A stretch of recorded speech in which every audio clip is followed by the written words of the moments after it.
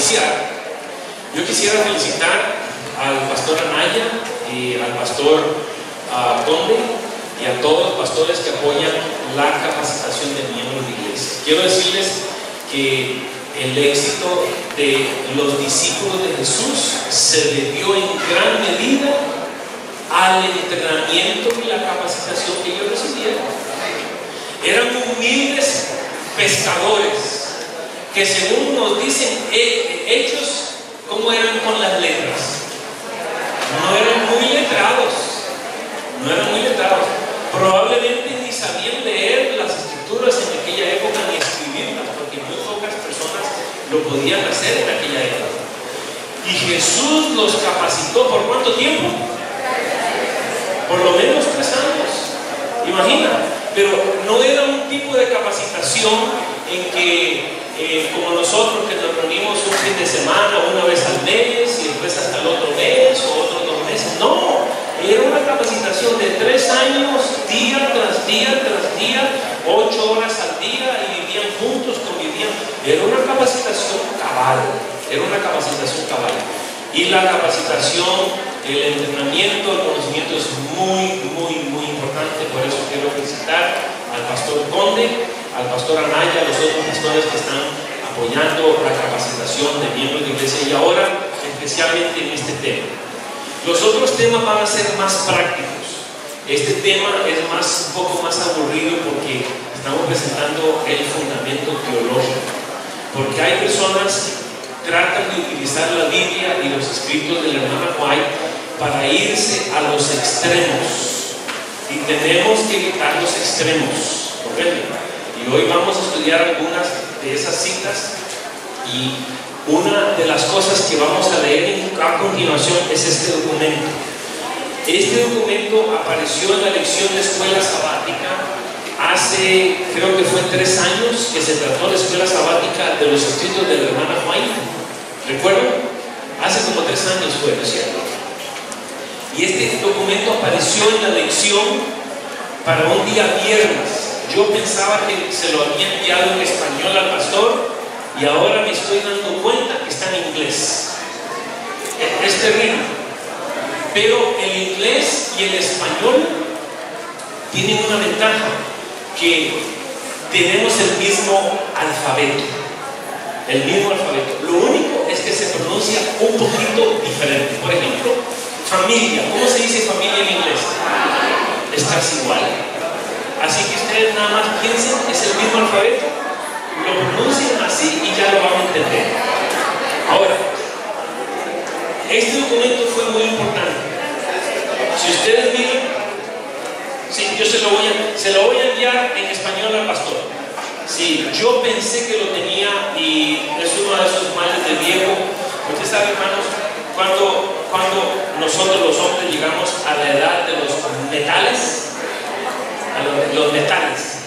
agarramos plata en la cabeza, oro en las muelas, plomo en los pies porque caminamos lento, y teflón en el cerebro, no se pega nada. ¿Conocen ustedes los sartenes de teflón que no se pega nada? Pues mi esposa últimamente ha estado cocinando con esas ollas de teflón, y yo pienso que se le están yendo algunas partículas y se me están pegando al cerebro porque se me olvidan las cosas.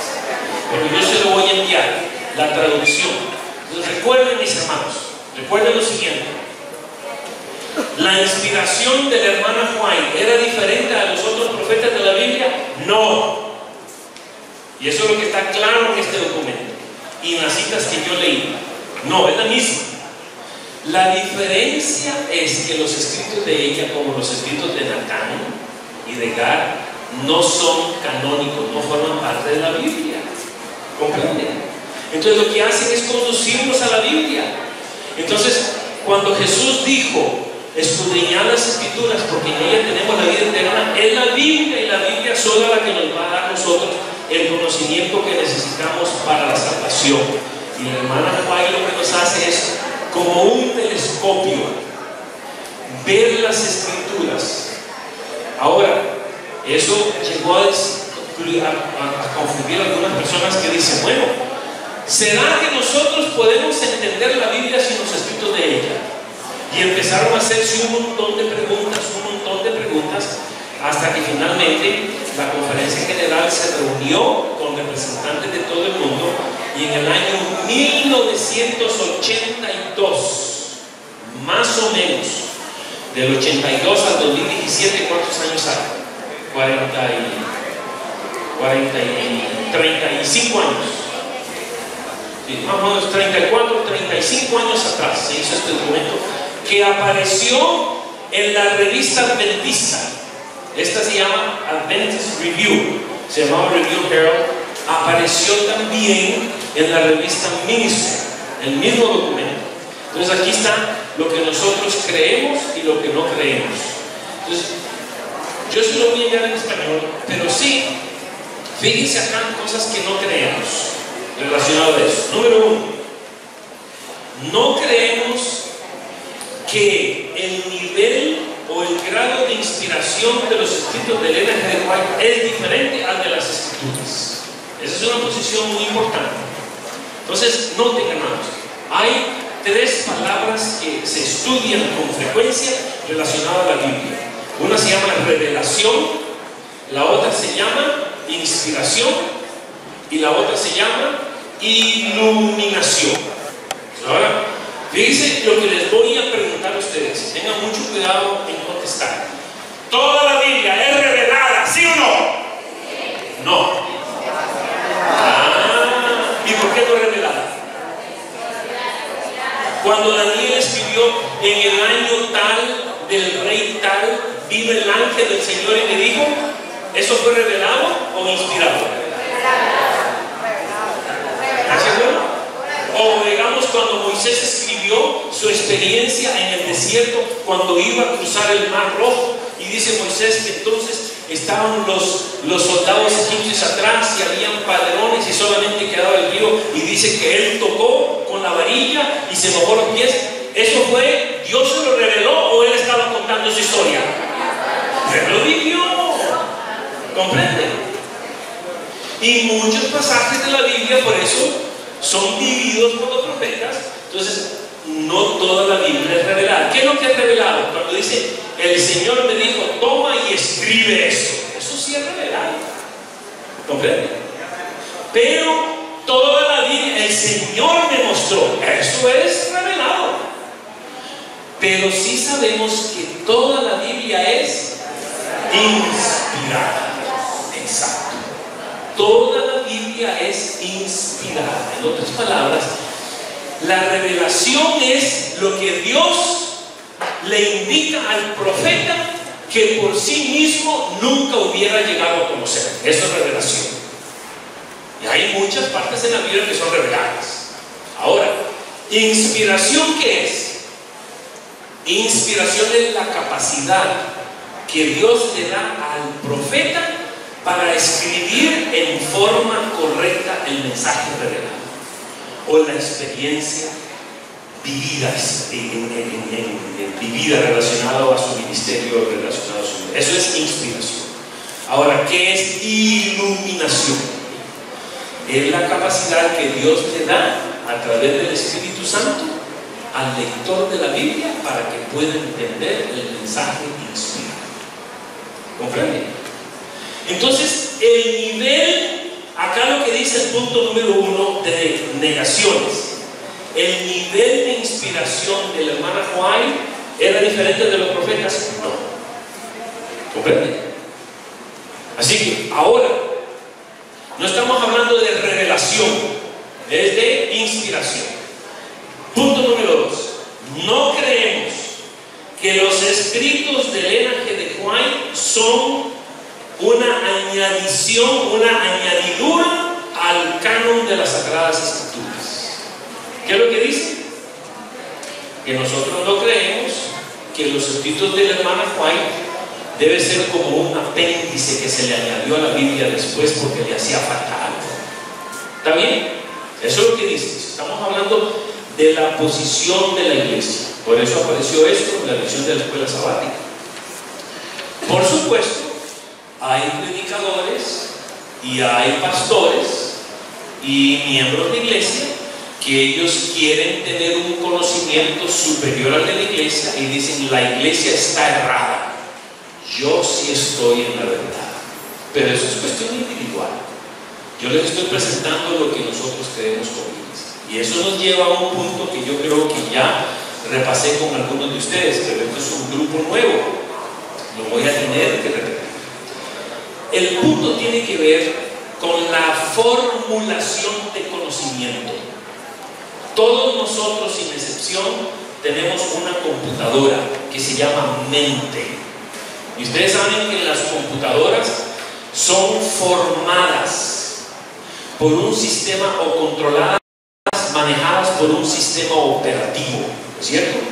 Por un sistema operativo. Y esa computadora que usted y yo tenemos se ha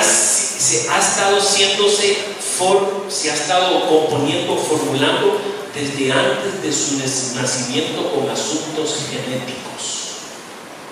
La genética. Dios nos conoce desde el vientre de la madre, y por esa razón las madres, cuando van a hacer un hijo, se cuidan aún en su dieta, ¿cierto o no? Porque hay ciertas comidas que si la madre come cuando el niño está en el vientre, puede afectar a la salud posteriormente. Entonces, nuestra computadora, desde que nacemos, está formulándose y va a ser afectada por la cultura del lugar donde vivimos, por la cultura de la familia, por las tradiciones familiares, por lo que aprendemos en la escuela, y va a estar afectada por lo que leemos en la internet, y va a estar afectada por nuestros defectos. ¿Tenemos defectos? Sí. Por ejemplo, supongamos que yo soy daltónico. ¿Quién es una persona daltónica? Es una persona que ve los colores diferentes. Si yo fuera daltónico y yo defino lo que es este ramo de flores, ¿cómo estuviera mi definición? ¿Buena o mala? No, para mí no. Para mí no. ¿Por qué razón? Porque yo soy daltónico. ¿Comprende? Por esa razón usted va a ver que hay personas que dejan morir a sus niños y no les dan una transfusión de sangre. Según ellos están en la verdad, y el resto del mundo está en la mentira. Y por esa razón el Señor nos advierte en San Juan, noten San Juan el capítulo 16, que van a venir días en los cuales nos van a perseguir y nos van a matar, y la gente que nos mate va a estar pensando que están rindiendo servicio a Dios. ¿Por qué razón? Es por el sistema operativo de nuestra computadora. Y yo conozco una gran cantidad de adventistas, y muchos de ellos tienen sitios en la internet en que ellos dicen: la iglesia adventista ha apostatado, yo sí tengo la verdad, envíenme las ofrendas. Y los hermanos les envían ofrendas. Uno de esos ministerios, por ejemplo, que yo conozco en Estados Unidos, que es un ministerio que por lo menos informa cuánto recibe, el año pasado recibió $34 millones en ofrendas de hermanos de todo el mundo. Ese es el dinero que ellos informaron, no el que reciben, es el que informaron. Pero hay una cantidad de otros ministerios que no informan nada. Ellos son de la tribu de Isaacar, porque van a sacar y sacar y sacar y sacar. Y hay otros que somos de la tribu de Dan, que dan y dan y dan y dan todo el tiempo. ¿Comprenden? Entonces, fíjese lo que dice San Juan 16, versículos 1 y 2. Estas cosas os he hablado para que no tengáis tropiezo. Os expulsarán de las sinagogas, y aún viene la hora cuando cualquiera que os mate pensará que está rindiendo un servicio a Dios. ¿Cómo es posible? Estamos hablando la computadora. Por esa razón, ¿saben, hermanos, basados en la Biblia, cuántas denominaciones cristianas hay? Hay más de 36,000 denominaciones cristianas. Nosotros los adventistas reclamamos que tenemos la verdad absoluta y tenemos un sistema teológico, no solamente el origen escatológico, pero un sistema teológico bien bíblico. Y ustedes van a ver, si usted agarra el manual de iglesia, ¿cuántos de ustedes tienen el manual de iglesia? Fíjense en las 28 creencias fundamentales. Todas están fundamentadas únicamente con la Biblia, versículos de la Biblia. ¿Por qué razón? Porque el hermano White dijo la Biblia y la Biblia sola. La Biblia y la Biblia sola. Número 3. Muchas gracias, pastor. Sí. Número 3. Punto número 3. No creemos que los escritos de Ellen G. de White funcionan como el fundamento y la autoridad final como lo hacen las Sagradas Escrituras. Entonces aquí estamos haciendo una diferenciación entre autoridad e inspiración. Inspiración igual, pero la autoridad de la Biblia es suprema y está sobre la autoridad de los escritos de ella y de lo de cualquier otra persona, la Biblia. Y estas creencias, cada una de esas creencias que yo estoy mencionando acá, tienen fundamento en los escritos de ella. O sea que la iglesia no lo sacó en forma arbitraria, está basada en citas donde ella ha dicho que debe ser así. Número 4, la siguiente. No creemos que los escritos de Ellen G. White deben usarse como la base de doctrina. ¿Qué dice? Los escritos de ella no deben utilizarse para fundamentar doctrina. Por esa razón las creencias nuestras están todas basadas en la Biblia. ¿Comprenden? Entonces hay personas que sacan doctrinas de la forma, inclusive la forma de vestir de ella, y visten como, o tratan de vestir como ella vistió, o toman las cosas en una forma literal sin considerar el tiempo y lugar en el cual habían sido escritos. Pero ahí está claro, no deben utilizarse para fundamentar doctrina. ¿Comprenden? Y si hay persona que quiere hacer doctrina relacionado a la dieta o relacionado a sacar una doctrina, relacionado a la forma como debemos nosotros, diferente a lo que dice la Biblia, en el vestir o en el comer, entonces tenemos que tener mucho cuidado, porque ella nunca quiso que se utilizaran sus escritos para fundamentar doctrina. Y algunas de esas citas las tenemos traducidas en español y se las voy a leer en breve. Número siguiente, que es la número 6. La 5. No creemos que el estudio de los escritos de Ellen G. de White deben ser utilizados para reemplazar el estudio de las Sagradas Escrituras de la Biblia. Y yo conozco personas que leen horas y horas y horas los escritos del hermano Juan y la Biblia no la leen. Y no es malo leer los escritos de él. Yo he leído algunos libros que inclusive me han sacado lágrimas cuando yo leí, por ejemplo, Patriarcas y Profetas. Como pastor yo tenía para clases que leer ciertos libros y a mí me ha gustado siempre investigar.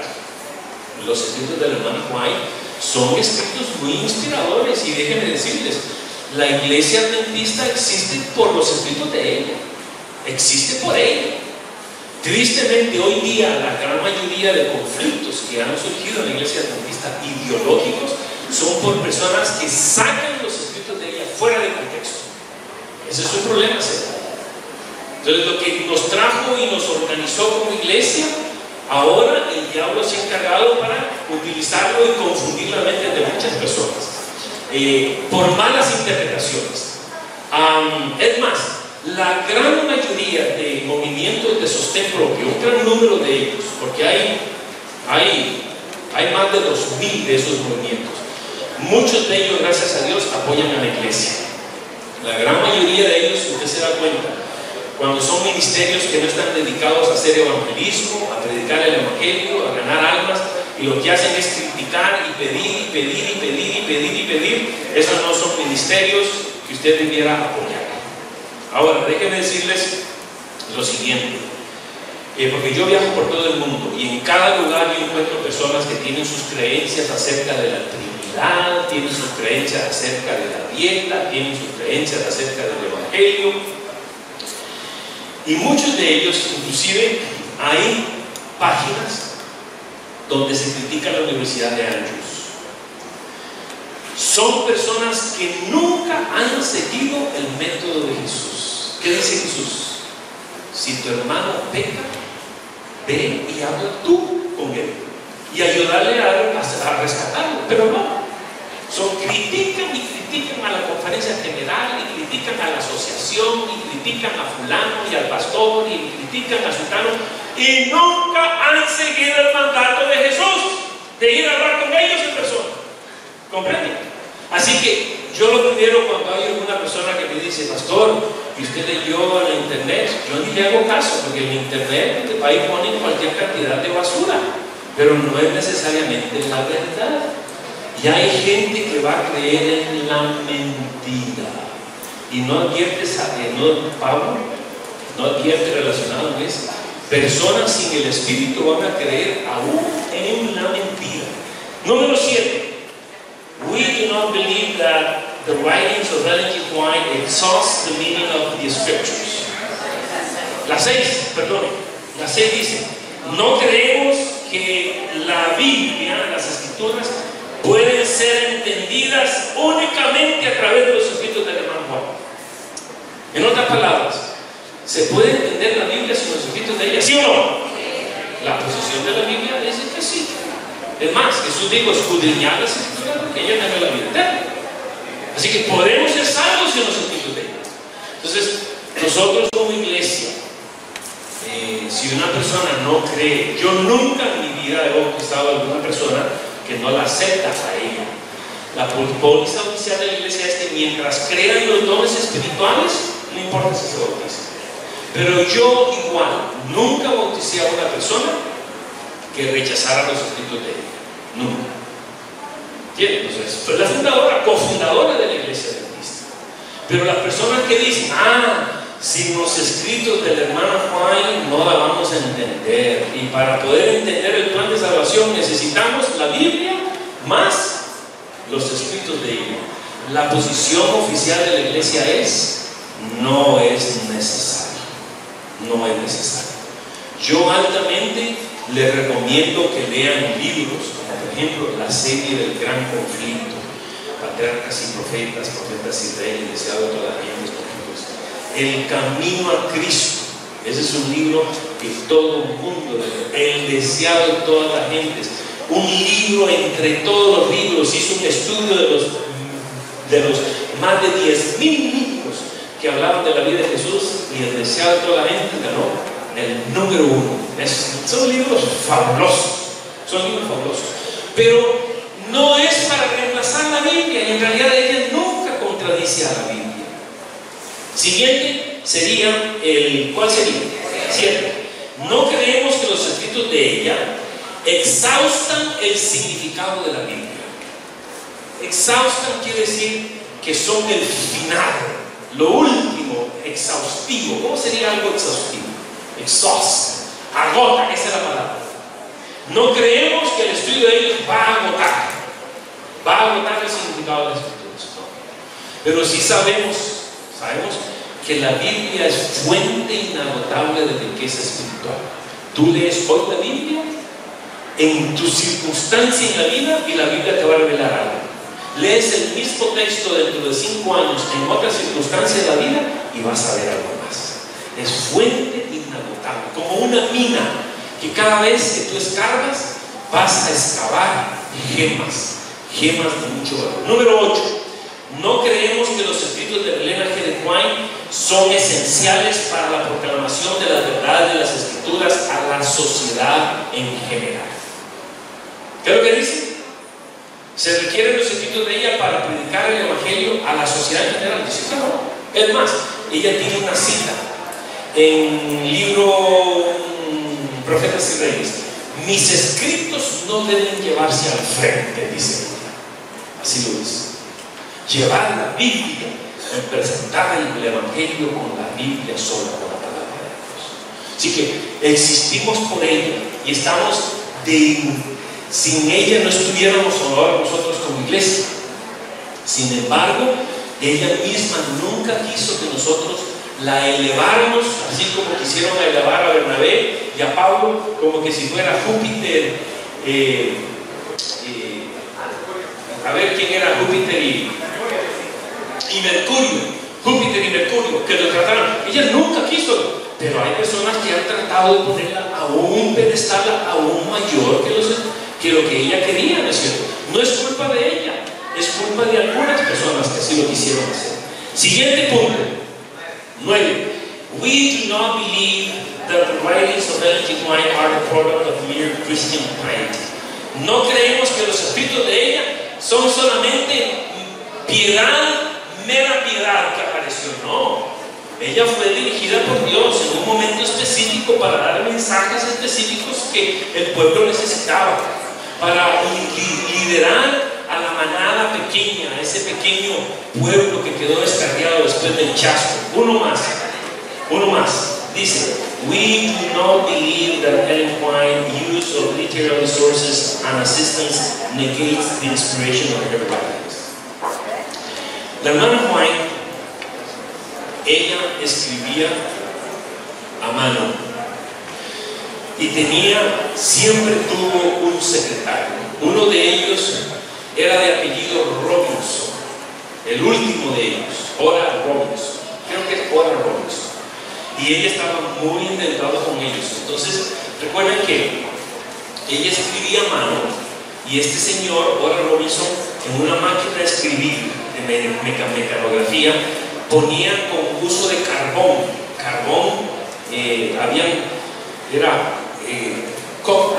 Copia de carbón, ¿cómo se llama? Papel carbón, gracias. Le ponían papel carbón, a veces hasta 4 copias. Y ella revisaba una copia y le ponía una nota y él iba y la revisaba. Y algunas de esas citas después ella las usaba en otros escritos, que porque era cita apropiada, ella las usaba. Pero ella era una escritora sumamente prolífera. Era una mujer que escribió más de 100,000 páginas. ¿Sabe lo que es eso? Más de 100,000 páginas. Y saber todo lo que ella escribió. Pero la hermana White, algunas personas la han pintado como una señora metiche que no era muy amigable. La hermana era chistosa, inclusive la protegía mucho, especialmente su hijo William. Él la protegía mucho, y ella quería escaparse siempre con el sulky y el caballito. ¿Cómo llaman ese? El carrito como tirado con un caballo, el carruaje se llama, un coche con un carruaje, con un caballito, y su hijo no le dejaba. Y un día ella dijo, yo voy por mi cuenta, y se fue. Entonces ella dice que ella, como las carreteras no eran muy buenas, eran calles de tierra, especialmente donde ella vivía allá en California, y había agujeros, entonces ella ponía una almohada bajo el asiento para que sintiera el amortiguador. Entonces dice que esa vez se escapó y se perdió. Eran las 10 de la noche y no la encontraba, y la gente estaba pero alarmadísima, hasta finalmente como a las 10 de la noche un vecino fue y la trajo, y ella venía sonriéndose como la experiencia más grande de su vida. Y ella describe, por ejemplo, ella tenía dientes removibles, dientes postizos, y ella era una persona muy meticulosa, escribía, y parece que las gentes que son muy inteligentes tienen lo que llaman un diario. Algunos de nosotros medios torpes, con atontados, no escribimos diario. Yo nunca he hecho un diario, ¿no es cierto?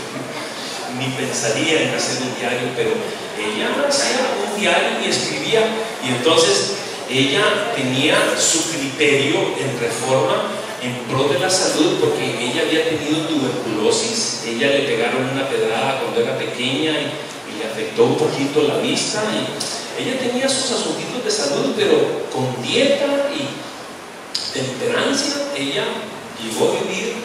¿Cuántos años vivió ella?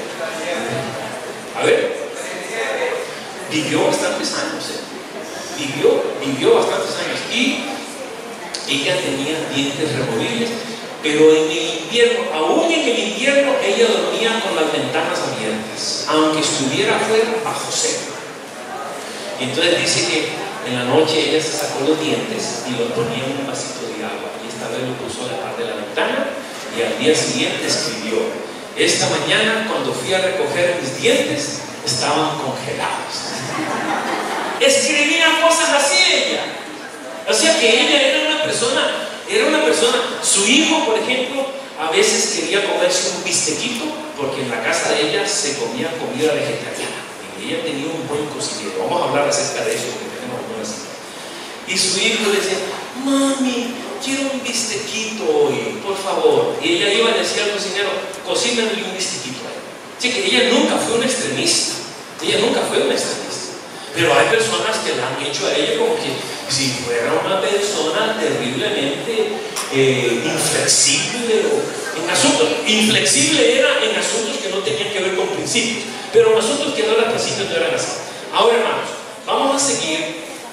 La siguiente cita: el consumo de productos animales. Y déjenme decirles, mis hermanos, usted iba a una reunión en la iglesia adventista en 1956, 1954, y habían hombres fumando puros. ¿Cómo le llaman? Tabacos. Fumando tabacos después del culto el sábado, fumando tabacos. Y usted iba a la comida y tenían chuletas de puerco. Estamos hablando de la iglesia adventista 1854. Ella recibió para el puerco. Vino una vez un matrimonio en 1956 y dijeron: hermano Juan, aquí en la Biblia está tan clara en contra del puerco. ¿Por qué nosotros comemos puercos en las comidas los sábados después de las reuniones? Y él le dijo: el Señor no me ha dado revelación acerca de esto. Déjame decirles qué fue lo que pasó. Lo que pasó es que la iglesia adventista, incluyendo el hermano Juan, hasta que vino el pastor Haskell, en el año 1903 o 1905, a ver qué año, en el año 1903.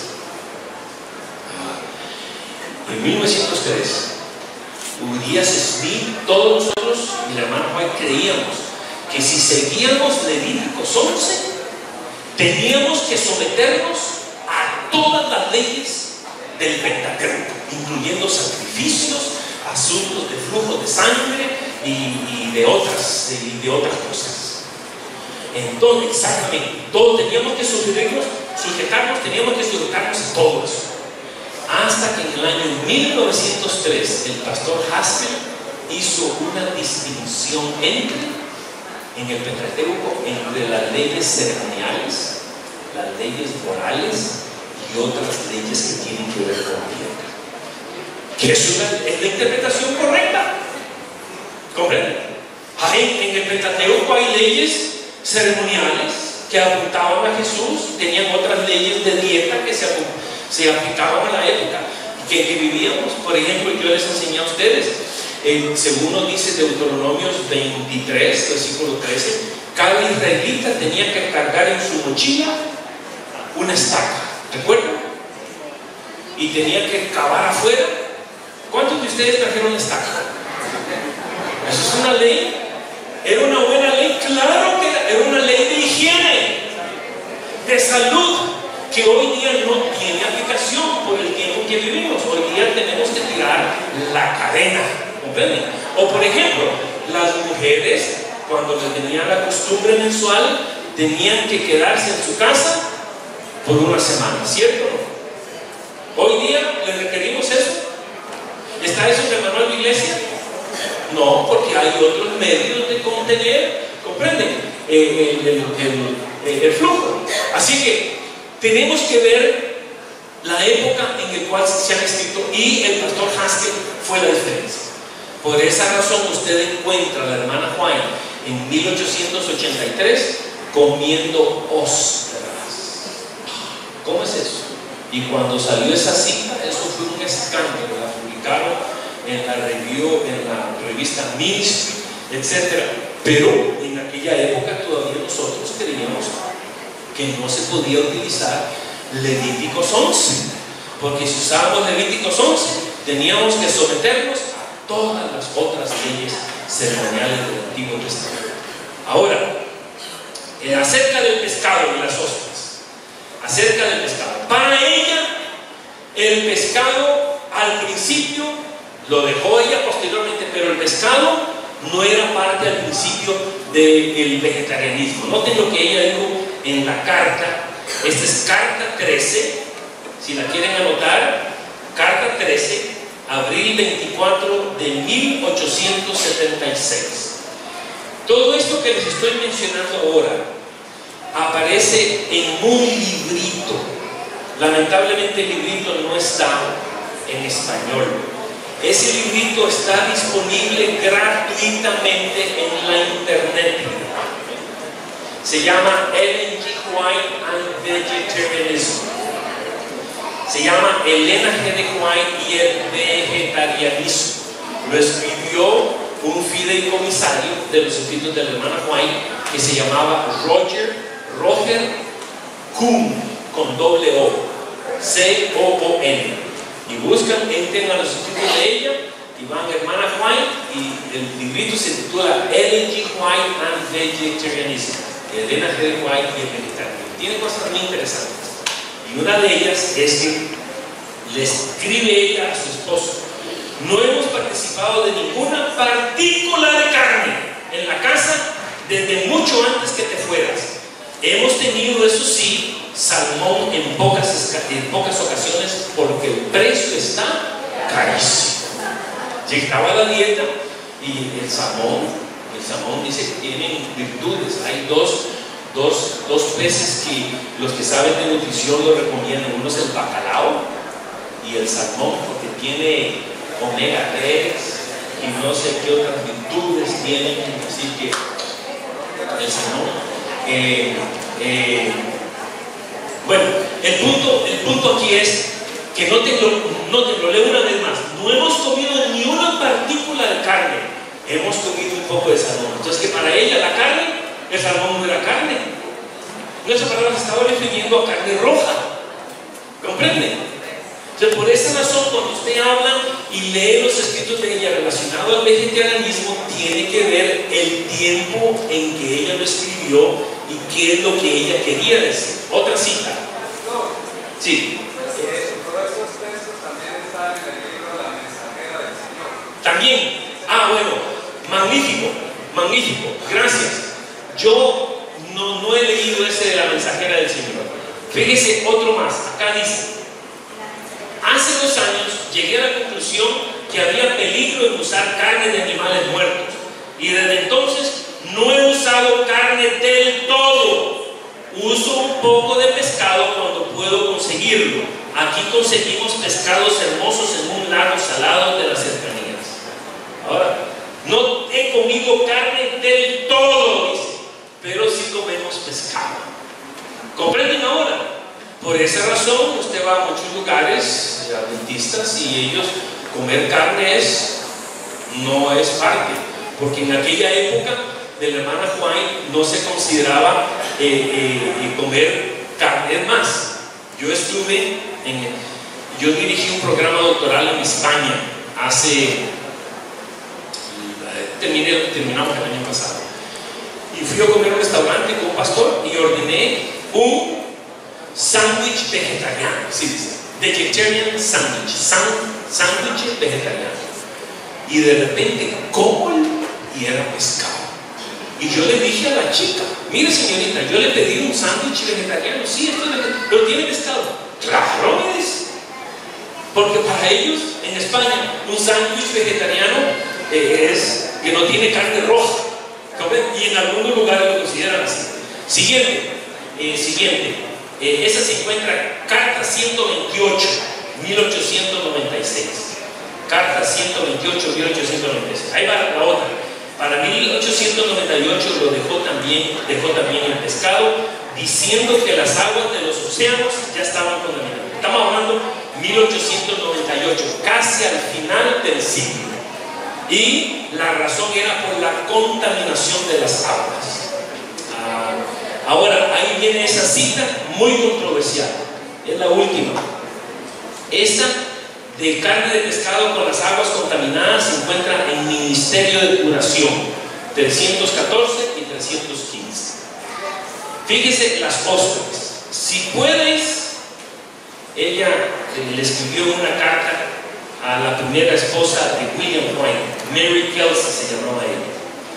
Y si puedes, estaba en San Francisco, ella vivía en Santa Elena y viajaban a San Francisco, que llevaba varias horas en carruaje. Y dice, si puedes, por favor, consígueme una caja de arenques. Los últimos que Willy me consiguió estaban un poco viejos y amargos. Si me puedes conseguir unas cajas de ostras, consíguemelas. Ostras. Estamos hablando en el año 1882. Todavía comían. Ya les dije la razón por la cual comían ostras en piedra. Era porque nosotros creíamos que no podíamos utilizar Levíticos 11. Porque si usábamos Levíticos 11, teníamos que sujetarnos a todas las otras leyes. Ahora, acerca del pato. Yo ya hablé un poquito acerca del pato y les dije que el problema es que algunas personas creen que como el pelícano que lo prohíbe la Biblia es palmípero, tiene membrana, entonces todos los animales con membrana se ven mamíferos. Levíticos 11 no habla del pato, habla del pelícano. Si usted ve el lenguaje original que usa. Pero el punto es que la hermana Juárez comió carne de pato.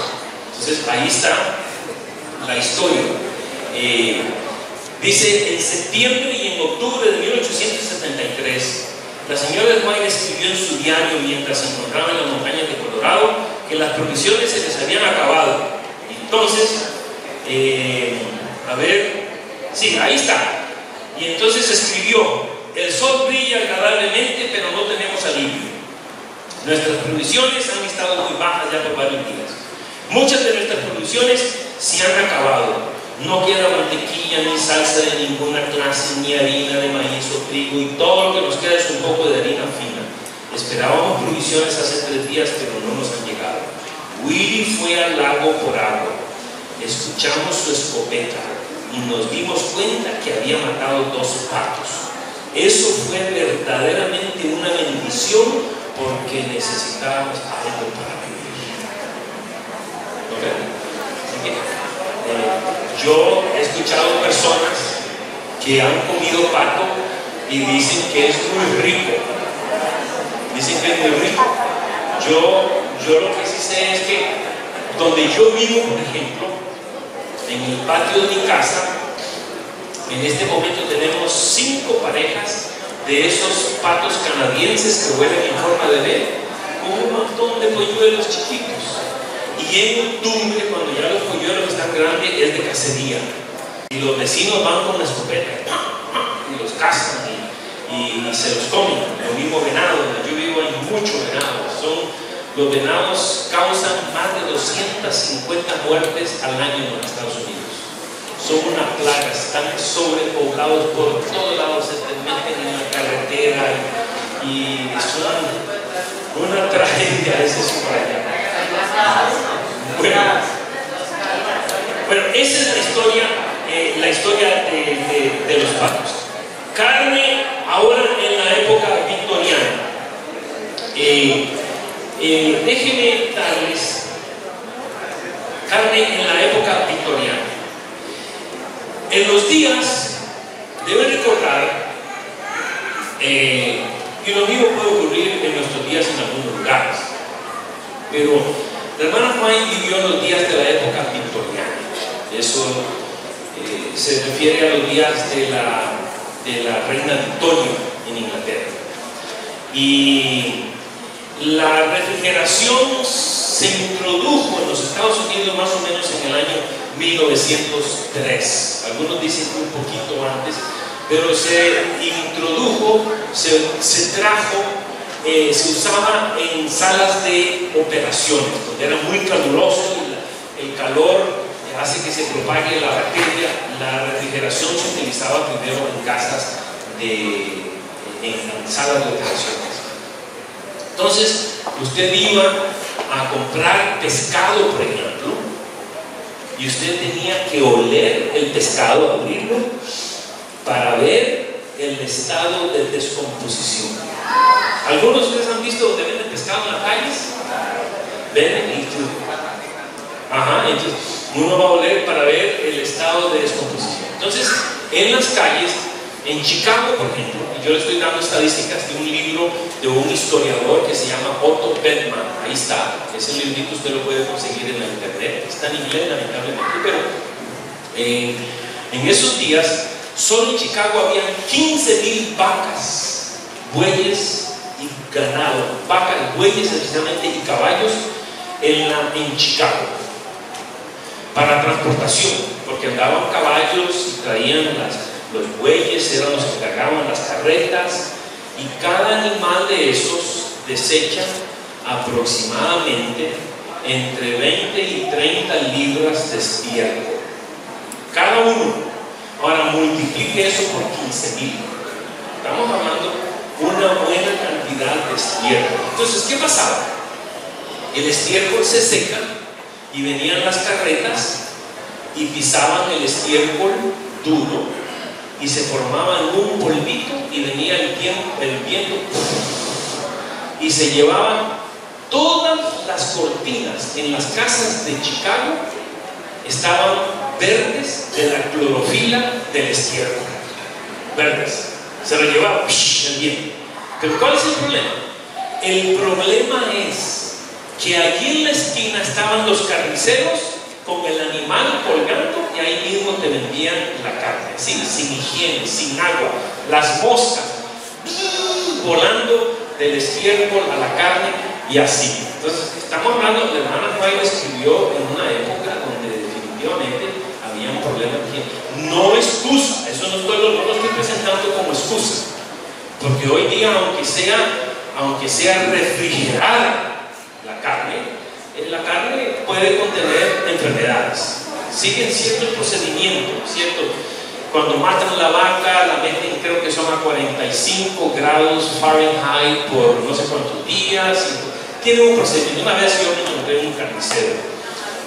un carnicero.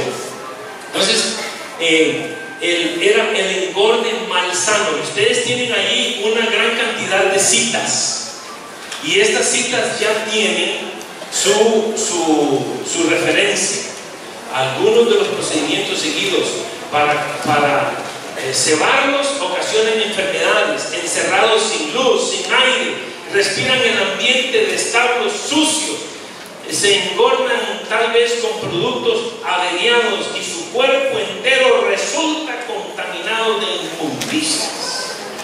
En otras palabras, se les daba mala comida a los animales, y las carnes, entonces, alimentadas de malas comidas, las carnes eran afectadas. Lo mismo ocurre con nosotros. Si nosotros comemos comidas averiadas que no sean saludables, también va a afectar nuestra sangre y va a afectar también nuestros cuerpos.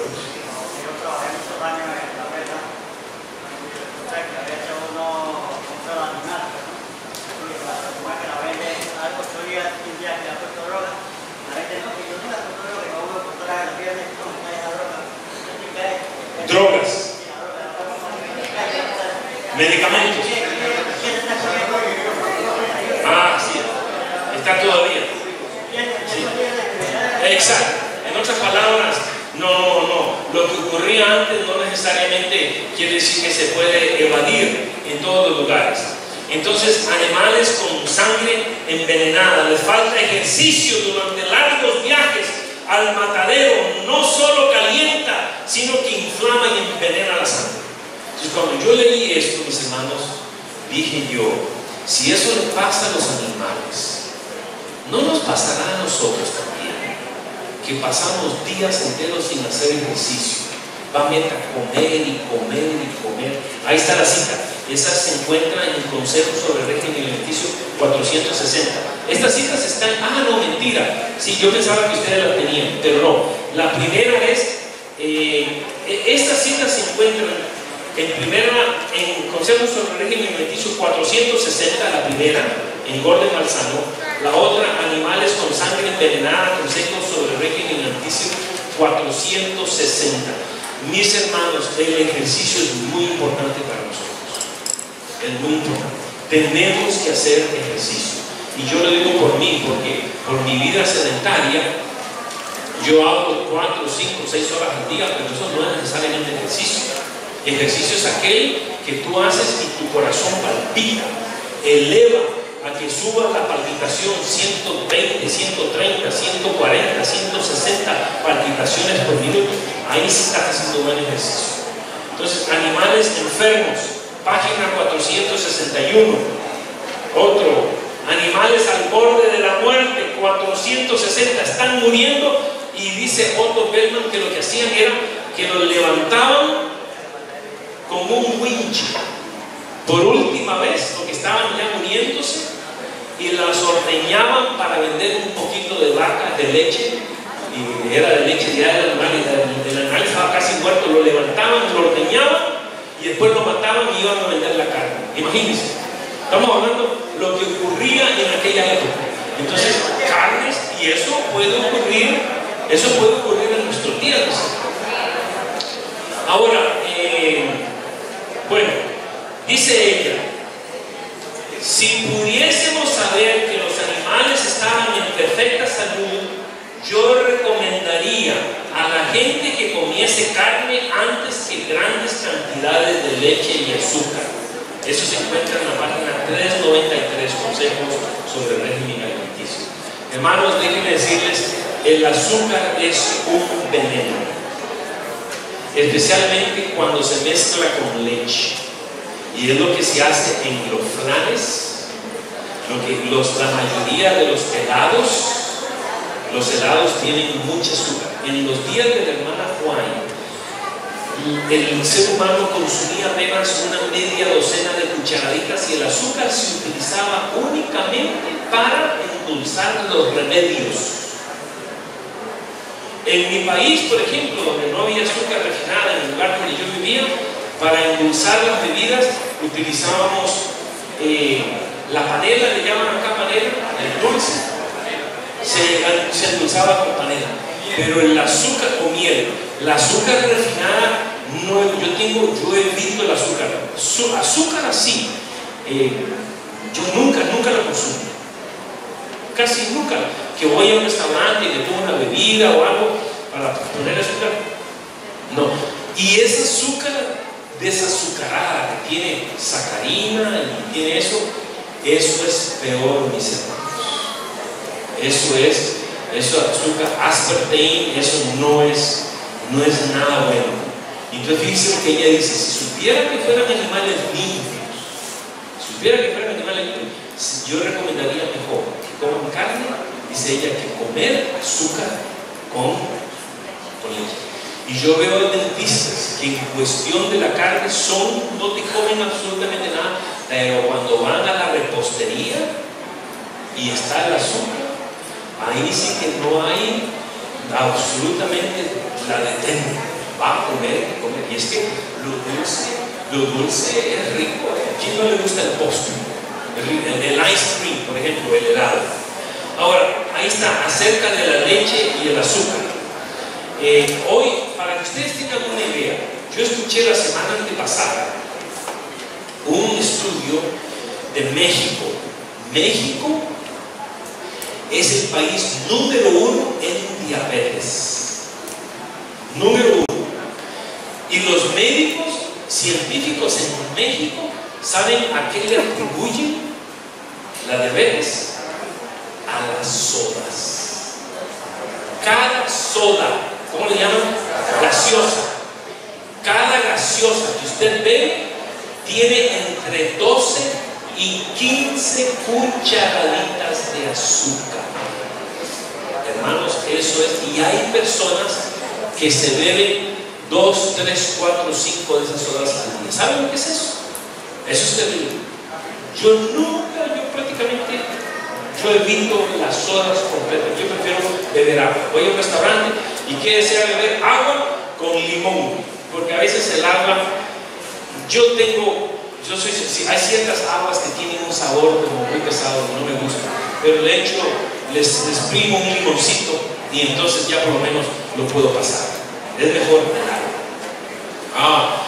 Como nos quedan solamente 30 minutos, ya hablamos acerca de, déjenme darle las citas. La dice: si pudiéramos saber que los animales estaban en perfecta salud, eso está en la página 7.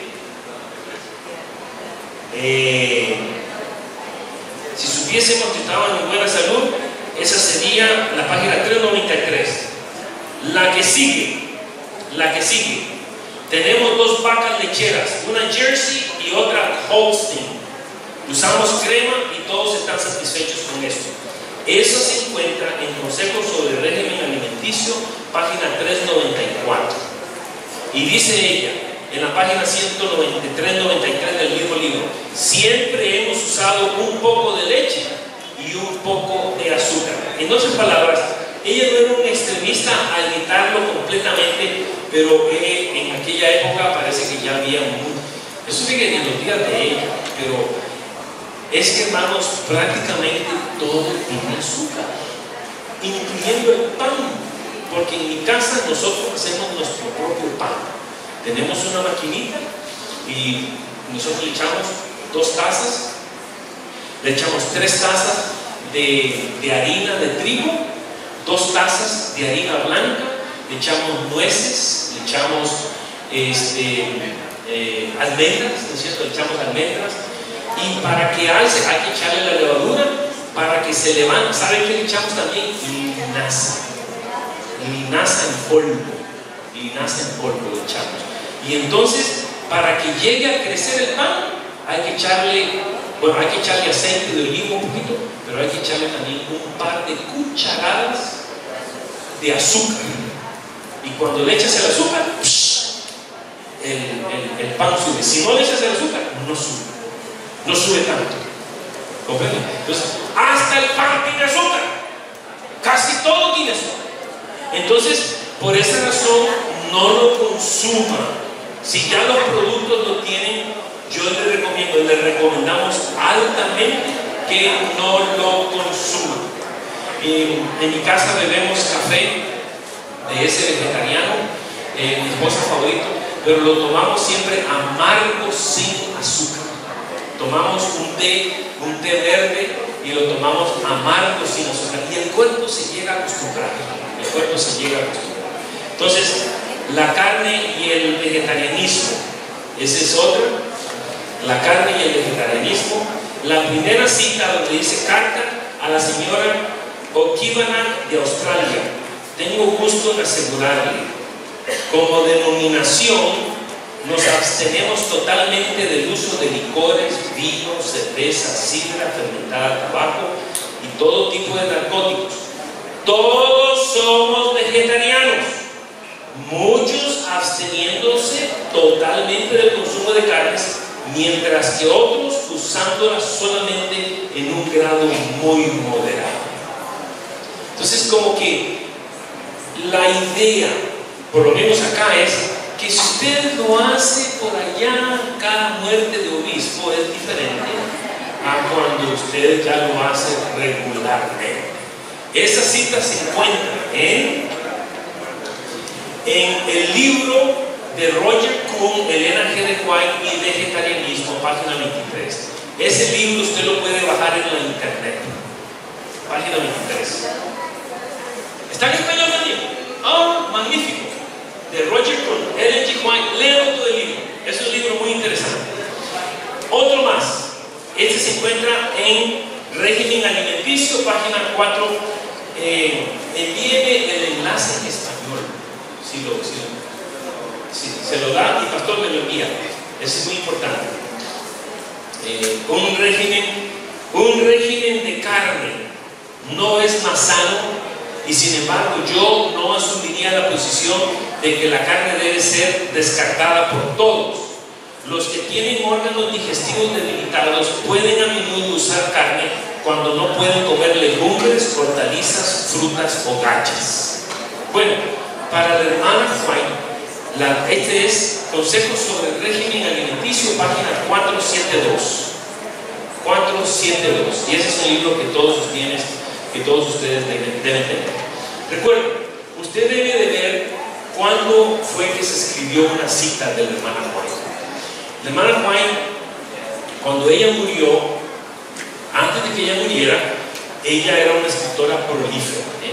Ella se sentaba y ella escribía y mandaba cartas a administradores, le mandaba cartas a la nuera, le mandaba cartas a diferentes personas. Cuando ella murió, esas cartas las enviaron de regreso a la conferencia general, donde están los escritos de ella, y las archivaron por número y por fecha. Pero algunas cartas eran de carácter personal, pero muchas de esas cartas aparecen en libros como mensajes para los jóvenes, especialmente consejos sobre el régimen alimenticio, pero no están presentadas en los capítulos en orden cronológico, sino en orden de temas. Por eso va a haber una carta que aparece en la página 27, que fue del año 1914, y después en la página 100 aparece una carta que fue enviada en el año 1888. ¿Comprenden? En otras palabras, no están en orden cronológico.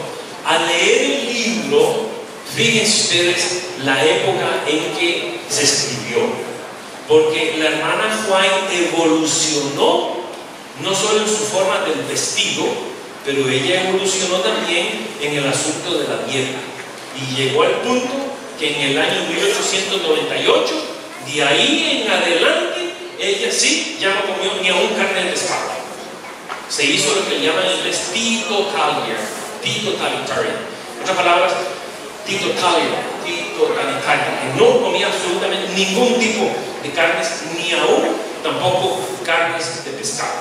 Entonces, vamos a ver, ahí dice la que sigue. Si pudiéramos, no, aquí estoy.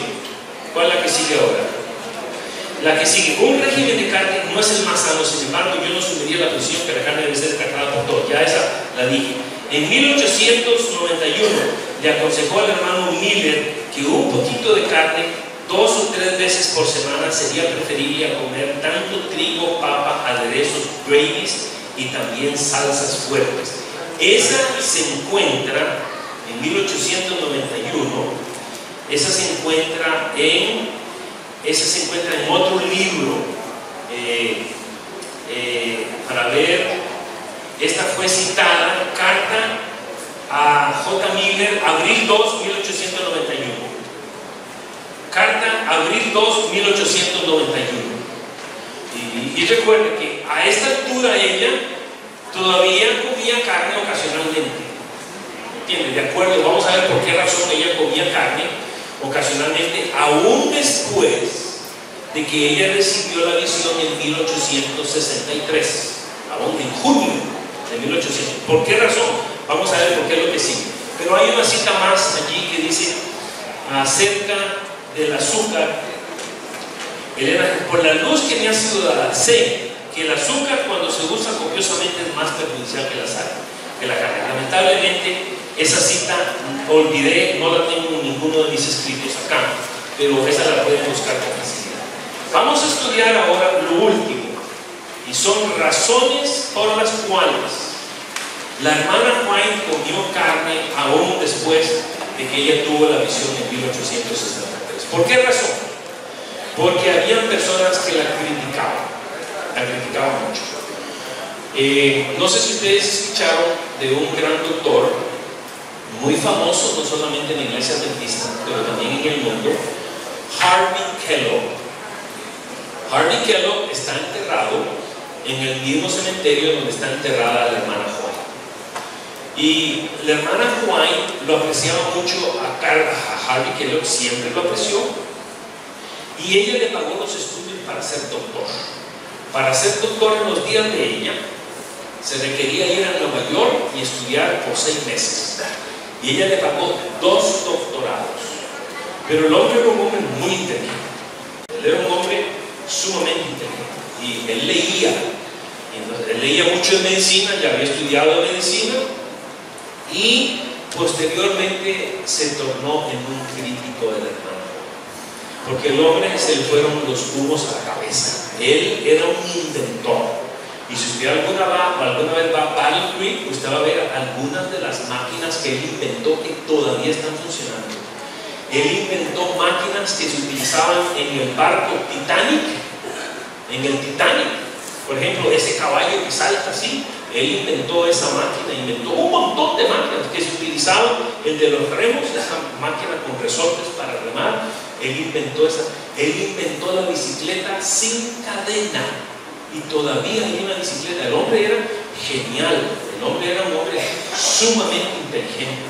Y entonces él se tornó, especialmente en el área de medicina, muy crítico de la hermana White. Entonces la hermana White recibió una misión y ella la predicaba en la iglesia del Dying Tabernacle, y entonces él le ponía un libro, se lo llevaba personalmente porque vivían cerca, y la casa de él a poquitas cuadras. Mira, hermana White, tú anoche predicaste o el otro día dijiste esto, que recibiste bendición. Ya hay un libro escrito acerca de eso, y ya sacaba un libro, y ahí vamos.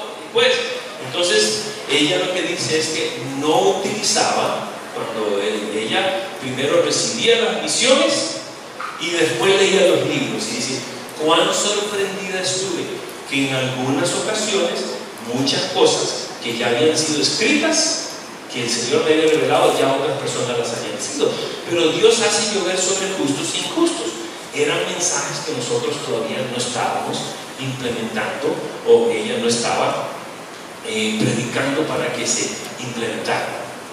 Pero él fue Harvey Kellogg. ¿Han escuchado ustedes hablar del cereal Kellogg? Él fue el inventor de eso. Y lo interesante es que en una ocasión él inventó el cereal ese de vegetariano, de cereales molidos y tostados. Y entonces dice que en una, ¿cómo? Granola. Pero la granola es un cereal, estamos hablando del café, de ese café vegetariano. Y resulta que un día llegó un hombre de paciente al hospital. Las cosas entre la hermana White y el doctor Kellogg empeoraron cuando se quemó el hospital. Él iba en camino hacia Nueva York en el tren Kellogg. Él vestía siempre de blanco, bastón blanco, zapatos blancos, medias blancas, traje blanco y sombrero blanco, todo blanco. Entonces iba en camino, en una estación pasó el del telégrafo y le dice: señor doctor Kellogg, muy conocido, una noticia, telegrama, se quemó el hospital. Y antes de llegar a Nueva York, ya él había hecho un bosquejo, un croquis del nuevo hospital, mucho más grande que el que habían tenido, y desobedeciendo el consejo de la hermana White y de la administración. Ahora, como él es el que controlaba todo, venía gente, hasta presidentes de los Estados Unidos, venían gente de Europa para tratarse en ese hospital. Y él entonces lo que hizo fue que los entrampó a todos. Hizo nada más un plano para un hospital de primer piso, pero con el fundamento para añadirle 4 o 5 pisos más. Y hizo el hospital de tal manera que conforme iba creciendo, le iba a hacer aleros, un alero acá y otro alero acá.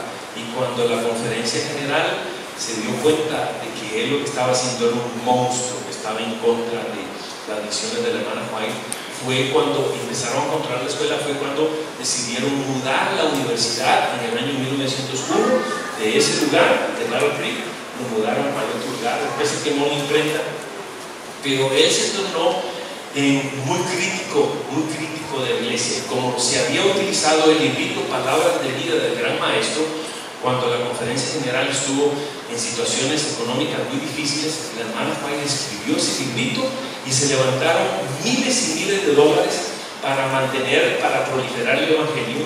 Y entonces él decidió también para levantar fondos para su hospital, como ya no tenía el patrocinio completo de la iglesia, porque había hecho un monstruo que no podía mantener. Vino la depresión en los 30s, posteriormente se perdió todo. Si usted va allí, es un edificiazo inmenso, pero hoy día son oficinas del gobierno. Y él entonces escribió un libro lleno de ideas panteísticas que se llamaba El Templo Viviente. Algunos dicen que cuando murió más o menos regresando a la iglesia, pero fue muy enemigo. Pero en una ocasión entró al hospital un hombre y misteriosamente en la mañana, a las 5 de la mañana, se iba al piso de abajo donde se estaba haciendo el cereal, el café y los cereales, y empezaba a mirar y a mirar. Y el hermano de Harvey Kellogg, él dijo: mira, John, hay un hombre que se está yendo, ¿por qué no patentas todo esto, el cereal y las cosas? ¿Por qué no lo patentas? No, dice, esos torpes, ¿qué saben? Ellos no tienen, ellos no van a poder hacer eso. Y estuvo ahí varios días, y el hombre se fue, inmediatamente patentó el café vegetariano. Pero para hacer las hojuelas de cereal, ellos lo aprendieron, Harvey Kellogg lo aprendió de pura casualidad. Lo ponían en un cilindro caliente, y por pura casualidad acierta quedaban, se formaban las hojuelas, pero era muy difícil formarlas. Por eso el cereal no sé si aquí tienen los productos Boston, no tienen Boston, allá son muy comunes, que es como el granola, los venden en pelotitas, y se enojaron y tuvieron un careo personal, y el hombre murió multimillonario. Boston, es más, las tumbas más grandes y más lujosas del cementerio donde está el hermano White son las de Boston, de la familia Boston, que tienen cereal, pero Kellogg también, y hoy día los productos Kellogg son mundialmente conocidos. Pero él la criticaba, y un día le dijo: hermana White, tú eres la primera en quebrantar las mismas visiones que tú recibes por el asunto del vegetarianismo. Entonces, ¿por qué razón ella comió carne posterior a su visión en 1863? Ahí van las razones, ustedes las tienen anotadas acá. Las tienen. Número 1. En primer lugar, durante los viajes. Yo viajo todas las semanas, pero voy a lugares donde tienen comida vegetariana, o donde se puede evitar el puerco, y se puede evitar todo lugar. Entonces, en primer lugar, los viajes. No en los días de ella. En los días de ella no había restaurantes, a menos que era una ciudad grande, pero en los días de ella todo el mundo comía en su casa. Eso es, los restaurantes llegaron a inventarse después. Piense usted en el pueblito, en el rancho donde usted fue criado, ¿cuántos restaurantes había? Había una señora que vendía tamales, quizás de 3 a 4 de la tarde, por ahí, pero eso anda encontrando restaurantes, y ahora hay cadenas de restaurantes. No, eso no existía. Entonces no le quedaba otra alternativa. Otra razón, por razones económicas. Por ejemplo, en diciembre de 1878, mientras los esposos White se encontraban viviendo en Texas, invitaron a una familia pobre para un desayuno de Navidad. La comida incluía, según ella explicaba, un cuarto, y entonces habían cosas muy pobres. Eran por asuntos económicos. Lo único que se podía conseguir un poquito más barato era un pedazo de animal. Entonces comían carne de animal porque era lo único que se podía conseguir. No había vegetales. Recuerden, no había refrigeración, no había lugares donde usted va hoy día y tienen una gran cantidad de productos. Número 3, transición de un nuevo cocinero.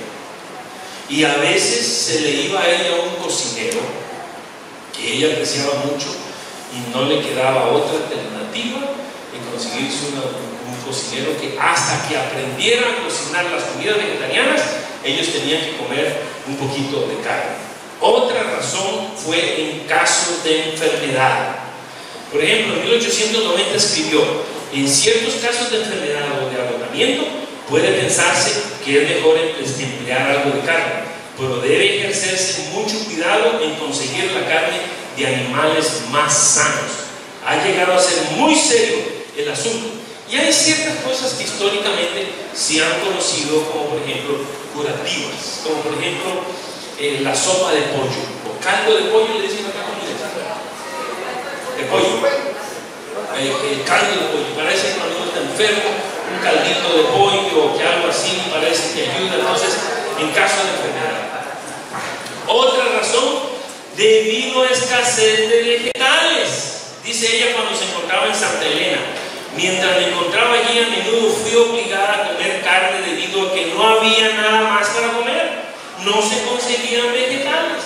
Es más, si tú vives en un ranchito por allá, alejado, digamos, en Granada, por allá en Villavicencio o en Meta, por allá lejos, hay pura carne, no hay vegetales. Ahora sí hay, pero estamos hablando hace 100 años. Hace 100 años eso era diferente. Entonces ella llegaba a comer, no porque era lo mejor, era lo único que tenía, a petición de algunos familiares. Finalmente, hermanos, me quedan 8 minutos. Aquí viene esa cita, no se la di. Ok, bueno, lo que puedo hacer es, se las voy a dar en el mismo orden. Ahí va. En caso, por ejemplo,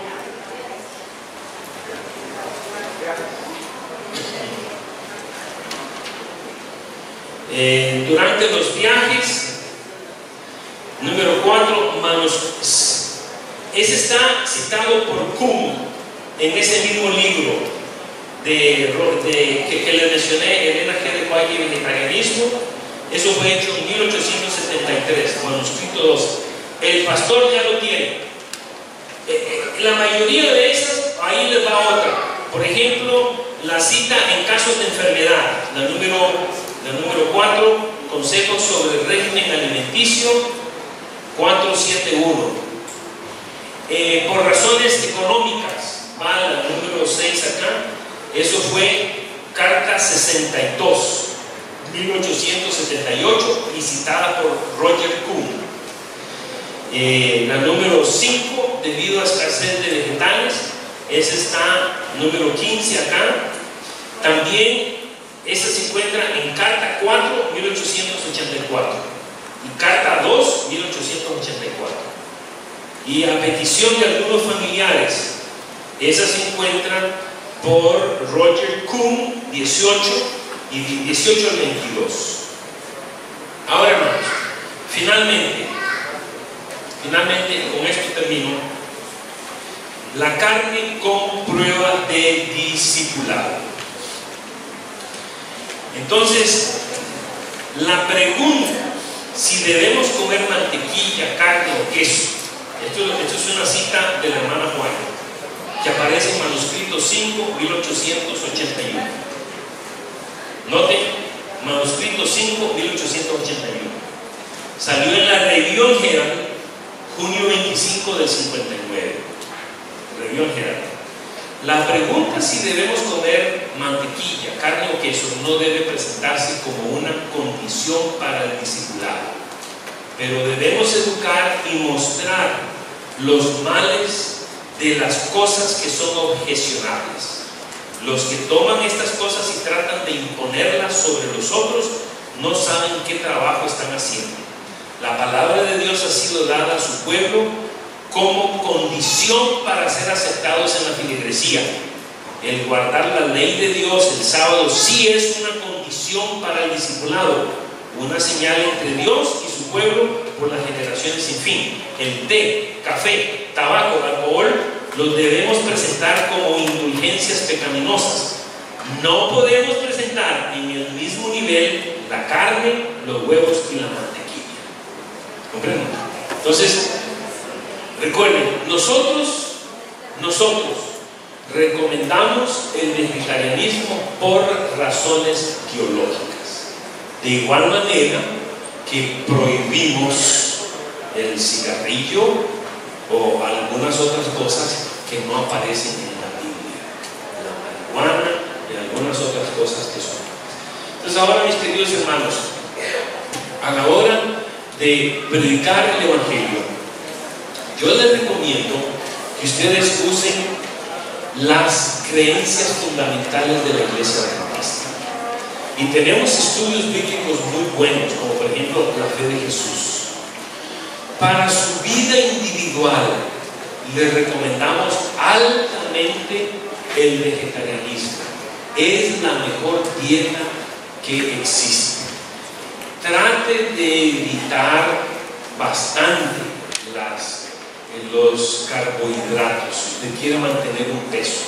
Y si usted se va a hacer vegetariano o vegetariana estricta, yo le recomiendo que tome por lo menos una multivitamina al día. Una de esas multivitaminas que contienen, porque hay muchas personas que son vegetarianas, pero tienen problemas con diabetes y tienen otros problemas de salud, anemia también, porque usted tiene anemia, usted se come una taza de pasas diarias y le sube la hemoglobina rapidito, en un par de semanas ya usted va a estar bien.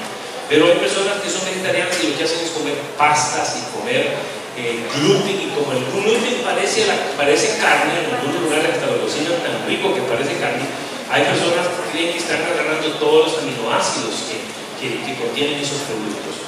Entonces, recordarles, eso sí, mis hermanos, que amor a Dios y amor al prójimo es la clave del evangelio. Esta certificación esperamos que sea una bendición para todos. Yo ya me tomé una foto. Esta certificación de matrimonio, de salud y nutrición, la hemos dado en varios lugares, en Atlanta, la hemos dado en Florida, y esperamos que sea una bendición para todos ustedes. Recuerden, hoy nada más nos enfocamos en la teología y para evitar los extremos. Queremos evitar los extremos, pero nosotros somos lo que comemos. Y usted le echa a su organismo buena comida, usted va a tener buena salud. Y el cristiano que va a predicar necesita mostrar que tiene buena salud, que ha recibido las bendiciones del Señor. Que el Señor le bendiga mucho.